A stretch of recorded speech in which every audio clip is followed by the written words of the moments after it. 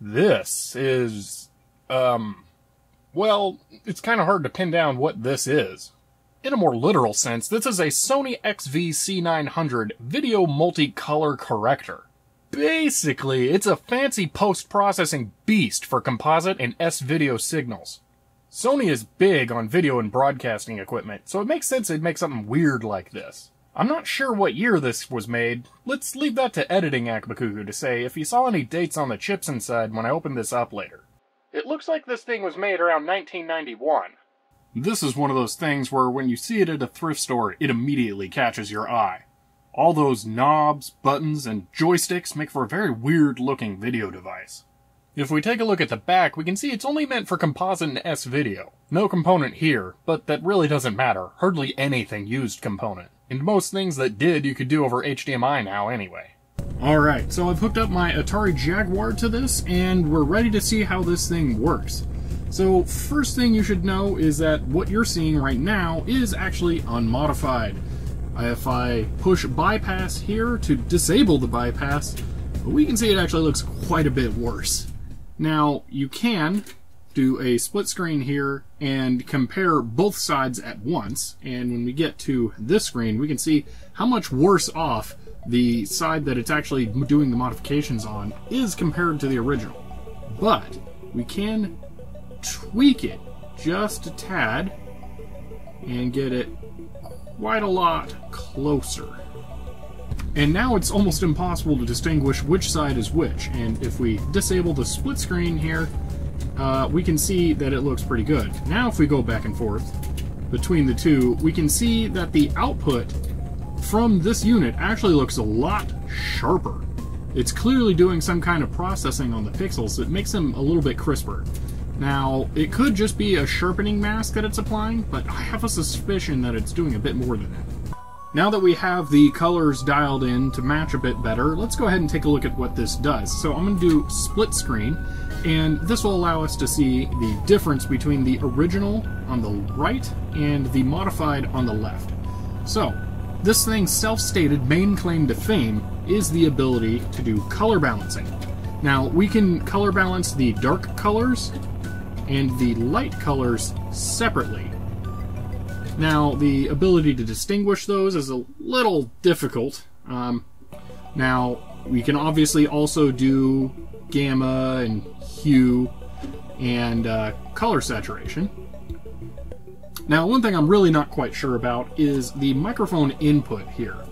I'm not sure what use a microphone would be on this thing, unless you're some high roller trying to do some kind of color balancing that you also need to dub at the same time. Now, this is the feature I will probably get the most use out of.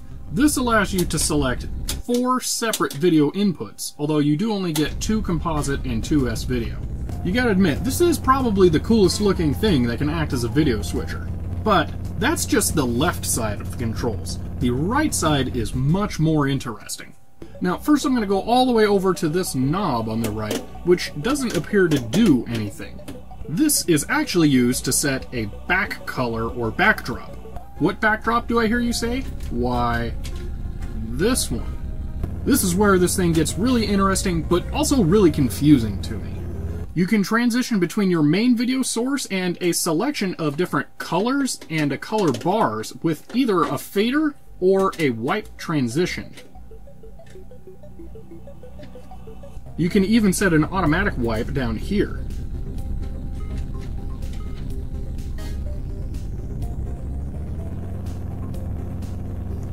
It also has this unusual video art dial which you can use to set a bright point to where it will begin to fade with this, and you can reverse it to set it as a dark point. These controls over here only affect the fader. We can fade to black, and we can also adjust the audio level as we fade.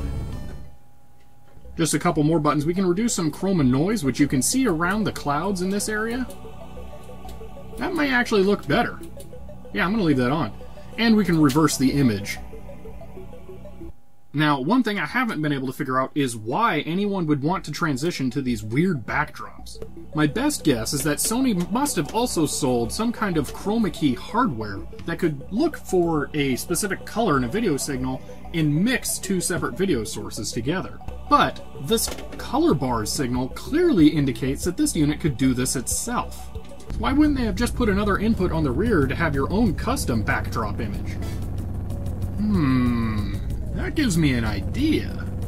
Now, I haven't looked inside of this thing yet, but ideally I'd open this up and I'd find separate video generator circuits for all of these colors. Now, that's not very likely. What's most likely is this knob is connected to a single chip that can do all these video signal generations. Now, I think that the color bars is pretty useless on here, but if I could replace that with a second video input on the rear, I would definitely want to do that. Elsewise, I may just cut a trace somewhere in the board and splice in a connector and a switch on the back. Oh wow, okay, there is a lot more going on in here than I expected there to be. We have 1, 2, 3 layers of video processing boards. We have a power supply over here. We have a separate control board system up front. It's all labeled into separate categories for each region of the circuit. Oh man, this thing is both a monstrosity and a beauty at the same time. There's so much going on. I should have really expected it to be like this with how many features it has, but wow, it's just so unexpected. Based on all the Toshiba chips on the board, I'm going to say this thing was made in roughly '91. Wow, there are so many cables going to so many layers of boards here that I'm really not that thrilled about the concept of trying to take this thing apart. I mean, I can see at the bottom here that whoever assembled that one was putting red dots on the connector so you can tell which one goes where. And I can see that happened at least once on the top, but most of the other ones aren't marked. They don't have labels on the cables themselves.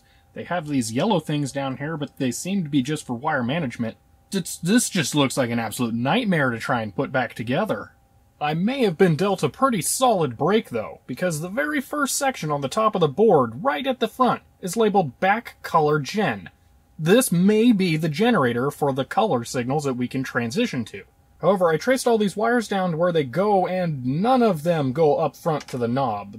What I'm guessing is the knob wire here goes down to the very bottom board and has nothing to do with this. So the bottom board may be some kind of logic board that controls everything else on the unit. Now there are 2 chips in this section that look the most likely to be the video signal generators. This Sony one, that is probably a custom chip for this device, and this one, which I think I see a Mitsubishi logo down there, that clearly has a thermistor attached to it. If we go ahead and pull that out, we can see the model number for that chip as well. So, let's look those up. Alright, after some digging, it seems like that Sony chip is the most likely candidate. It looks like these 2 pins here are probably our chrominance and luminance out for S-Video. So I'm going to grab a scope and let's see if these match the output down here, at least somewhat, when we have the knob set to color bars or any of the other colors. If this is it, I should be able to cut and splice somewhere on here and interject my own video signal instead. However, if it's demuxing everything to S-Video first, then at best I may only be able to put an S-Video signal into this, not an S-Video or composite. Okay, we have several problems going on at once here. So first off, let me adjust the color knob so you can see that that is indeed working. And you can see that we are seeing changes on the CRT. Now, here's the thing. I have a dual trace up here, so here is the chip itself. Here is the video output, and here are both of them. Now, the grounds are the same already. Well, mostly the same. But we can see what's coming out of the video chip as a large DC offset compared to the signal coming out of the S-Video port. Additionally, if we zoom in, and here we can also see that the signal is missing the sync pulse coming out of the chip. So we can be sure that this chip isn't the final stage in the signal generation for the background color. Well, the Mitsubishi chip seems like it's possibly some kind of composite to S-Video converter chip. I'm not 100% sure about that. It's a chroma decoder. But the chroma signal coming out of it is massively DC offset compared to the main signal. So again, it's not quite something I'm going to be able to hack into. After getting a little bit braver to figure out where the signal goes after it comes out of the bottom side of this chip, I've determined that this thing's actually extremely well designed for service. The 2 boards on top here both pivot and allow you access to underneath of them. It's really well done. It still doesn't stop this thing from being an absolute monster of design, though. It's a good thing this does work. I would hate to have to recap it. And so many trim pots, man. That's gotta take forever to properly calibrate one of these. You know, I'm unabashedly a fan of Sony products. Look at this level of detail here. There's this little hook out in the middle of nowhere, and when you pull the circuit boards back, there's this channel that this screw can slide along. Well, you put that hook back there, pull the screw forward, and then it locks that board in place, so it can't fall forward while you're working on this area. This is just so well designed. Alright, using the tried and true method of beeping around, I was able to figure out where the video signal goes when it leaves the top board where the color gen happens, and gets to the second board where all the wiping and fading happens. Now, this signal here is what is coming out of the S-Video port, and if we drop down to the signal that goes to this board, we can see that we're still missing the sync pulse, and we're at about half the signal strength. So if I change the scale of this as opposed to this, we can see that they're actually just about the same. Now, the signal here still has about a 2.5 volt DC offset, so it's way far up, but it's still missing the sync signal. Now, I'm afraid that if I try and jam a video signal in here with the sync signal, it's just not going to work, and I'm pretty sure that it won't be happy with that. So I think I might be calling off the concept of trying to stick another video port on the back of this thing. If we look down here, we'll see we have a separate sync section. Now, my suspicion at this point is that after the top two boards get done modifying the video signal by mixing multiple signals together, they're sent down to the bottom to get one final sync pulse added before they're sent out to the connectors on the back. So this thing is going to be working with mostly unsynced video up here. Now, I'm not saying I think this is impossible. If I was going to really try and do this, I would get a video desyncing chip and make a little circuit board that goes somewhere in here that desyncs a signal from an input on the back. Then I would make a little splice switch thing that taps off of right there and try and interject my own signal in there. But for right now, I don't have a video desync chip, and this thing's cool enough as it is. Maybe I'll try and find a video chroma key device like I was thinking this thing would be used with originally. Now, I don't have any evidence that a chroma key device exists to go along with this thing, and I tried pretty hard to find one before I started filming. So I'm not sure if that idea is true, but you gotta admit, this thing could be used to do a pretty darn good job of chroma key in real time.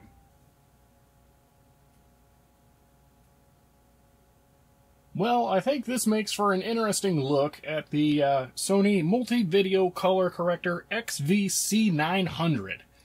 It's a shame it doesn't have an alternative video input for the cooler patterns, because, I mean, these all really suck. I don't know why anyone would really want these. I mean, again, except for the possibility of being able to chroma key. I mean, that kind of makes sense.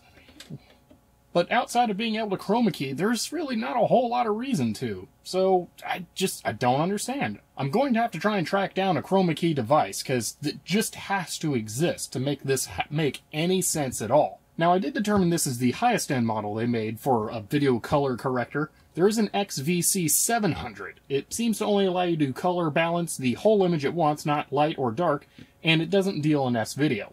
But that pretty much covers everything I wanted to with this device. I hope you guys enjoyed this, and I'll see you next time.